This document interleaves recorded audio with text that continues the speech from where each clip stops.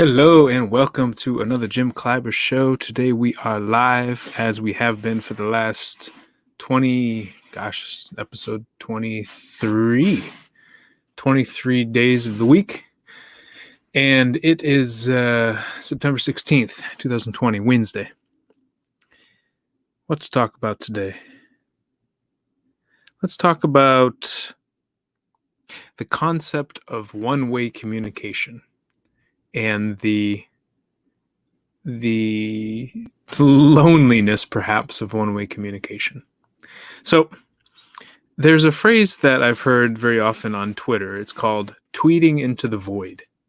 And it's this idea of sending out a tweet and not knowing if anyone saw it, read it, liked it, hated it, was confused by it, having almost no reaction, no feedback, no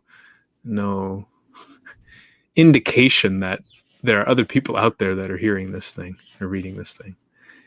And I think about that because I recently started sending out an email list. So I'd say over the years, I've built an email list and then started it and then stopped it and then started it and stopped it. I call it a newsletter, call it a mailing list. I'm not sure what you want to call it. But this idea of having a private list where I will therefore send out an email to inform people of either what I'm doing or what I'm thinking or feeling, or there's a variety of things that could be done with through email.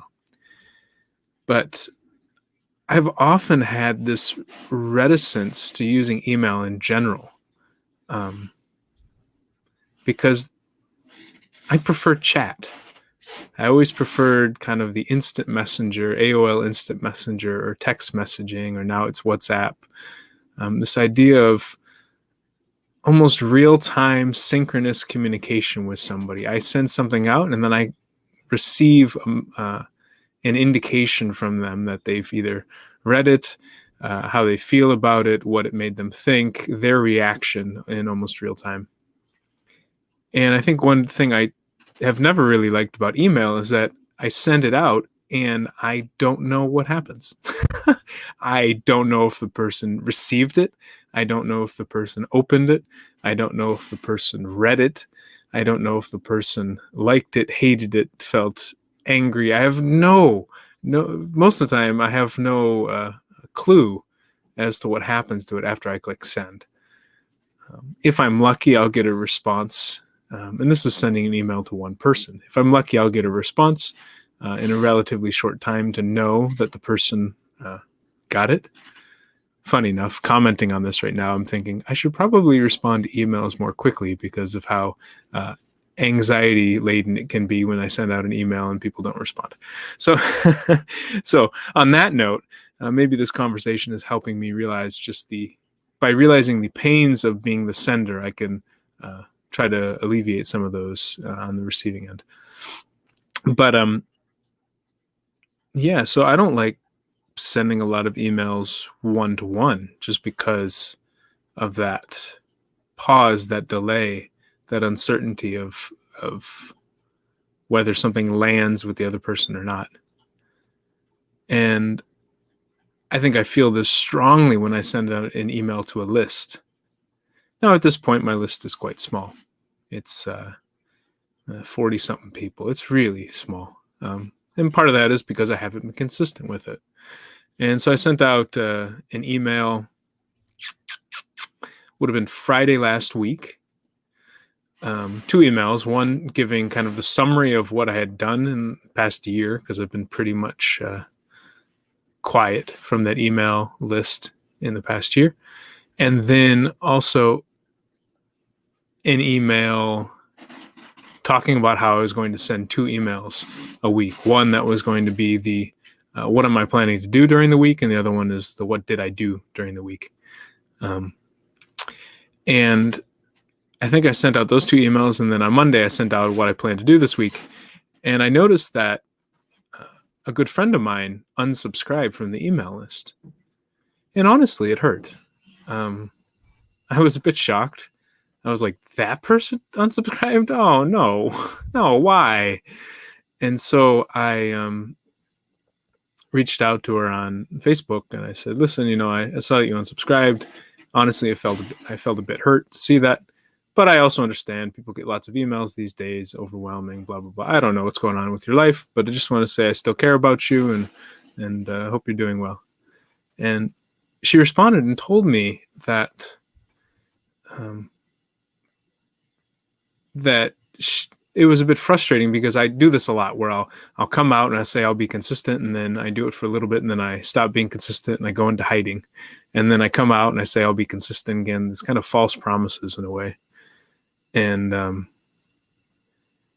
gave me other feedback about her experience with the email and maybe I shouldn't be sending that type of email where it's about kind of my agenda and things I'm going to do. Maybe that should be an email to mentors, not to kind of the general public, and other things. And I was very appreciative. I was quite grateful that she gave me some information, some semblance of hey, I actually read your email, because that's one thing that has bothered me so much, and I think has pushed me out, has stopped me from sending emails, and has stopped me from posting on Facebook, has stopped me from really posting on Twitter, is this: I'll send something into the void, and I won't hear anything back.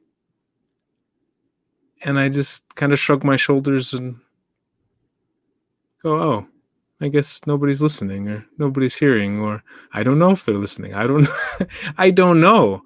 And I just I feel stuck, and I don't want to push, I struggle to push through that. And I think one of the big realizations I had from yesterday and talking with her is that in putting out something like a broadcast where it's a one-to-many communication, and especially in formats where people aren't likely to respond, or they can't even respond. So putting out a podcast like this, where for someone to respond, there is no channel within the podcast to respond. On YouTube, they could join live and click on the comments, but on a podcast player, there is no comment section. There is no direct way to provide interaction. Or on a television show, same thing. Sending a tweet, people can reply, but sometimes people don't. Sending an email, a lot of times people don't reply. It's very quick to reply, but I think for many of us, we get into this the habit of, if it's a newsletter or if it's kind of a bulk email, we don't reply to it. And so in a way, it does feel like shooting it out into the void. I don't see any likes. I don't see any shares or retweets, or I don't see really any of that. So I think, I tried to think about TV shows and radio shows and some of the older broadcast media, and tried to think about, well, obviously they had to get feedback in some way. They're not just broadcasting completely into the void. They are trying to see if it lands with people. They're trying to understand. And so one of the ways to do that is to get the feedback through a different channel. So broadcasting for, say, in this podcast medium, or broadcasting through the email. In both formats, in neither format, people are likely to respond directly to it. So it's about talking to people on the channels where they are likely to respond, through the text, through the phone calls, through the video calls, through maybe a separate email, like a one-to-one email, or through Facebook, or direct messages on Twitter or something like that. It's reaching out to people in a way that is more suitable or more amenable for two-way communication. I think that can help a lot in improving the broadcast, in improving the one-way communication styles that we use. Another thing is, a lot of times when people do one-way communication or broadcasting, it's not only one-way communication. So, for example, looking at somebody like Stephen Colbert, or any of the hosts of the late night talk shows. Yes, they're broadcasting to the country and arguably to the world through internet and other things with their show, but they also typically, pre-COVID, had an audience, a live in-person audience that would give them the feedback. They'd say a joke and then the audience would laugh or wouldn't laugh, or the audience would pause, or they would be able to sense the emotion, the energy of the audience, and know whether they were going in a direction that was helpful or hurtful or confusing or whatnot. And I remember when Colbert, especially when he first started doing the shows at home, he was talking about how awkward it was to not have that audience, to just basically sit in his house and talking to a camera and not know whether things are registering with people. So I think that's one way to break it up. That's another way to break it up and not make it seem completely one way, is to have some type of an audience or a smaller group with whom one interacts. Right now, me speaking just to the camera, really the only audience and feedback I'm getting is from me. So, a few days ago, I recorded an episode and I loved it. And so the feedback was, I felt really strong. I felt very confident. I was talking about something that I think was very important for people to hear, and something that was important for me to hear. And that was my feedback. I had no idea if other people would like it. So if I'm doing a podcast where I have a guest on, I'm talking with that guest and I say some things and they might go, oh, or they say some things and I go, I'm a little confused. Could you explain more? And we get a little bit of that two-way communication, even though this is a one-way communication medium. So I think that's another way to do it. And I think the last way to do it is a thing that my friend was talking about, and I just mentioned right there, is the idea of we don't know how other people are going to react. We pretty much only know how we're going to react. And even then we don't know, but we can monitor it a lot more precisely than we can monitor other people's reactions, and more frequently. So she was talking about, well, I don't know what email you should send. What email do you want to send? What do you actually want to put out there? Yeah, sure, some people are going to subscribe or unsubscribe based on the email, but you can't please everyone. What do you actually want to do? And I really appreciated to hear that, because I say that a lot to other people. And so it feels really nice to hear someone say it to me and go, oh yeah, I should do what I want to do. I should stop worrying about what other people want, because if I'm only focused on what they want, and then I'll show up with an energy of kind of like, oh, are they okay? Do they want this? I got to make sure that they're okay, versus the energy of, oh, this is what I actually want to do, feeling strong, confident, focused, playful, whatever the emotion is that I want to carry through with, but just having that vivacity, that energy come from me instead of waiting for it to come from somebody else. And I think that is so important in these one-way communication media. We don't know how people are going to respond. We don't know if people are going to respond. We don't know if people are even going to pay attention. So assuming that no one is, let's just assume nobody pays attention, nobody responds, then at least we can pay attention, at least we can respond, at least we can do something we want to do.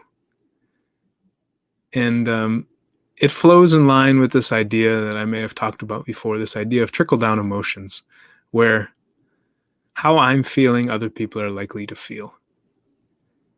If I send an email and I'm, I don't know if I should do this email, I don't know if anyone will like this email, then most people are probably not going to like the email, because that uncertainty and that anxiety and nervousness in me is likely to make them feel uncertain, anxious, and nervous as well. But if I send this email and say, I'm so excited to send this email, I don't care if people listen to it. This is what I want to send. Hey, if you don't want to listen to it, sign, unsubscribe. It's totally fine with me. But this is what I want to send. And if you want to listen, awesome. And if you don't read it, that's fine too, because I'm sending this from me, and I hope that it helps some other people too. And that, I think that can show a certain confidence. Not necessarily that statement, but this idea that I'm going to do something whether other people are on board or not. It's more of the leadership aspect. This is what I'm doing, and you can follow me if you'd like, instead of this is what I'm doing, and I need you to be with me because I can't do it without you. And maybe that's why on some of these one-way broadcast mediums, the Twitters, the Instagrams, some of these that have more of the one-way communication, but even mailing lists and podcasts, people subscribe and people follow. So the one person gets out there, or the team gets out there, and they lead, and then other people follow. And inherent in that aspect of leading is just doing something and not knowing if somebody's going to follow. Gosh, how painful that can be sometimes. To step out in front, take a few steps forward, and not know if people are walking behind. Not know if people even notice that you took a few steps forward. Gosh, leadership can be lonely at times. Always being a few steps ahead of the pack, hoping that the pack will follow.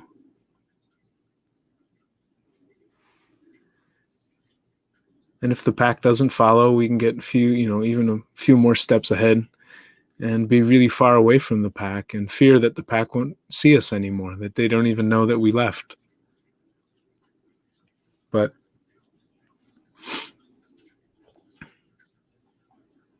what's an alternative? To stand with the pack and try to convince everyone to go forward? That rarely works. To stand there and try to convince everyone, hey, we should do this. Hey, I think we should do this. Hey, you know what I think we should do? We should do this.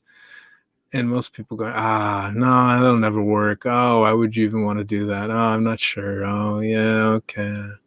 And getting stuck because we have to corral, what they call it, like herding cats. We have to herd all these cats to try to go in the same direction, and that rarely works. Instead of being the lead cat, just going out there and seeing if people follow, and if they don't follow, it's okay, and seeing who follows. Because not everyone has to follow, but some people want to follow. And maybe that's the thing that has scared me about the one-way communication is not knowing if anyone will follow. 2, the people that I want to follow aren't following or don't seem to follow. And 3, being okay with not everyone following and being grateful for those who do. It's funny, I feel a lot more confidence when I'm doing something like this, when I'm speaking into a podcast and broadcasting it out. Whereas with an email, it's, so many thoughts come into my mind. Oh, people got all these emails. They don't want to be bothered, this and that. A podcast, I'm like, if they listen to the podcast, they listen to the podcast. Like, it's up to them. They know it's going to be this long. They know it's this format.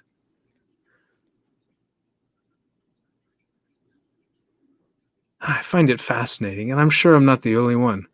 How many of you out there can lead in one aspect and in one field, feel very confident in leading in that, and very confident not knowing if people are going to follow or who's going to follow, but in other aspects of life, terrified and paralyzed at even taking one step forward without the group coming with you?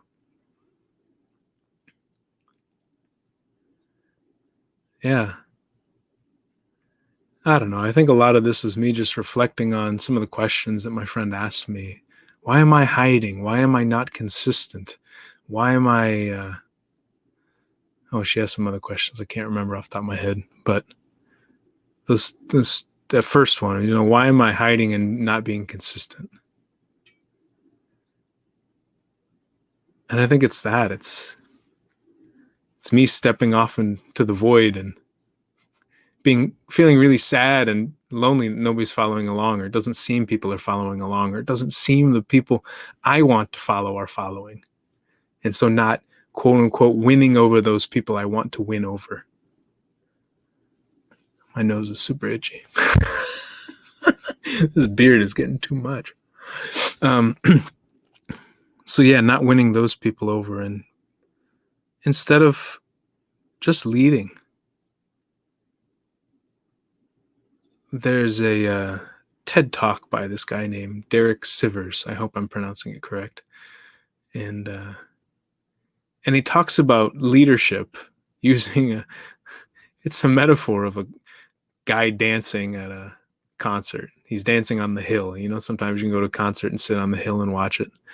Well, this guy's dancing on the hill and he's doing some crazy dancing and he's just kind of all over the place, and people are looking at him and kind of wondering, what's this guy doing? And then, a few minutes pass and one other guy stands up and starts dancing with him, doing the same kind of weird dance.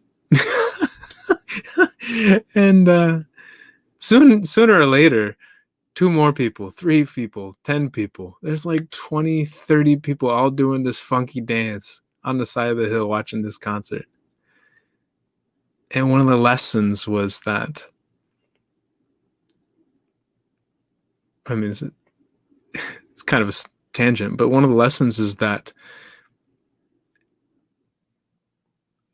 we get those first followers, those first ones who jump up and say, I want to follow. And then lots of others start to follow because they start emulating the first follower.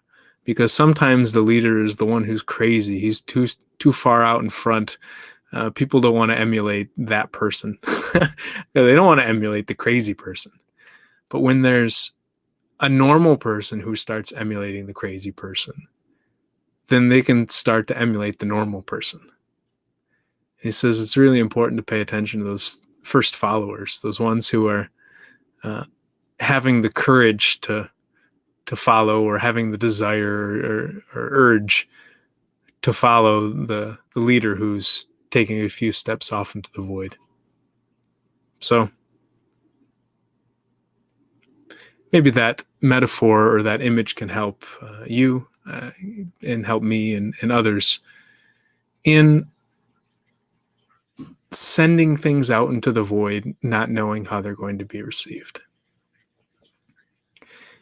And trying to interact with some of the people who would be receiving those messages through secondary and tertiary channels, more two-way communication channels, to ask them how it was going and what they liked about it or didn't like, and how they felt when they received some of these messages.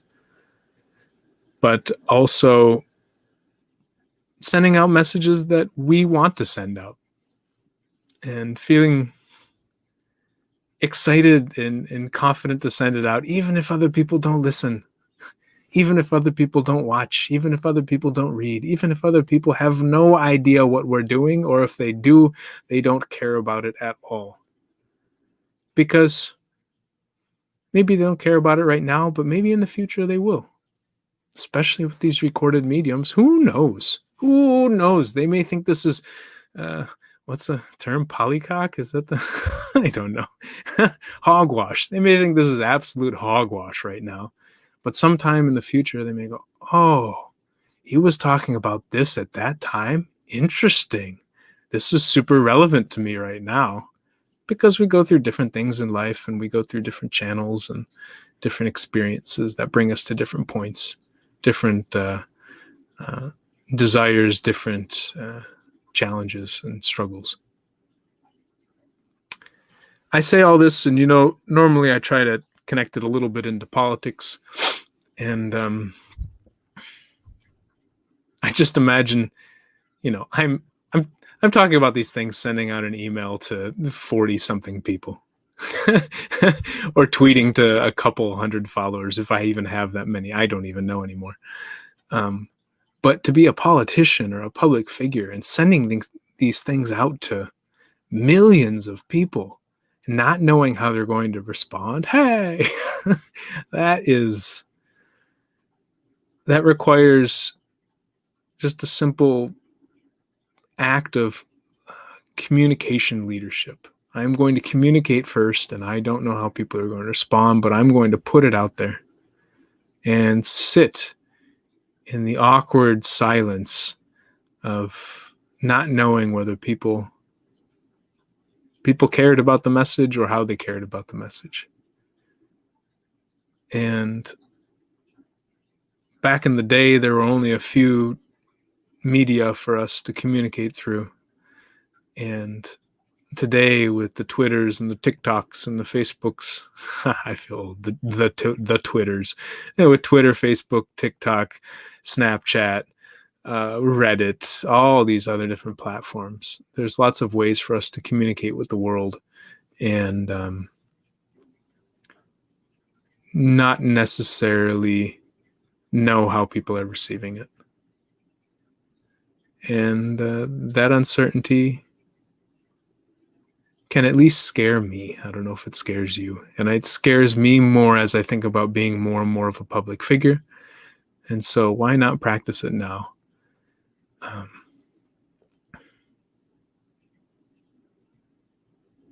Gosh, can you imagine sending out an email to like 10 million people and not even getting a reply? And not a single person replies, just like, oh crap. Did 10 million people actually receive it? Oh my goodness. I have no idea how to feel. So there's a tremendous amount of vulnerability in that. And in a way, powerlessness. Yes, we're the ones with the microphone. We're the ones that are speaking and can control the narrative, quote unquote. But if there's 10 million people in an audience and they all hate the message that I put out, there is definitely a powerlessness in that, where powerlessness on behalf of the speaker, but a tremendous amount of power in the audience as well. So as much as I'm talking here about maybe the anxiety or the struggles of sending out one-way messages, perhaps this can help us as receivers of one-way messages in alleviating those concerns of the original sender. So maybe we respond to some of those email newsletters just randomly to let the person know we're here. Doesn't have to say anything of too much substance, but hey, got the message. Nice to see you. Thanks for sending it out. Or we reach out to them in a secondary channel to just let them know that we appreciate the work that they're doing, because I'm guessing a lot of people don't. If other people are anything like me, I consume a lot of stuff without responding. I look at so much on Instagram or Twitter or Facebook or LinkedIn or Reddit or different forums on the internet without responding and thanking the people, or just letting the people know that I'm there. And as someone who is diving more and more into the one-way communication, into that almost potential loneliness of one-way communication, I think I could do a lot more to let other people know that they're not alone. And yeah. And you know what? At the end of the day, loneliness is being alone and wanting to be with somebody else and not wanting to be alone.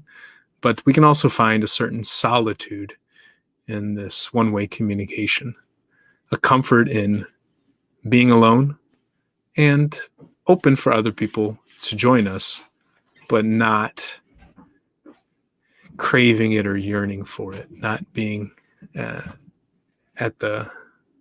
not being pulled by it, but rather being open to it. So I'm sure I'll send an email in 2 more days and probably post something on Facebook later today and maybe Twitter. So I feel a lot more confident in posting it. I hope this has helped you a little bit understand the dynamics of one-way versus two-way communication and how we can make one-way communication a little more comforting, a little less lonely, a little more filled with solace. Solace, is that the right word? Anyways, thank you all for joining. I hope the audio wasn't too loud and that you learned a little bit and that you watched, paid attention. And if not, it's okay because I enjoyed the conversation. Conversation with myself. Ciao.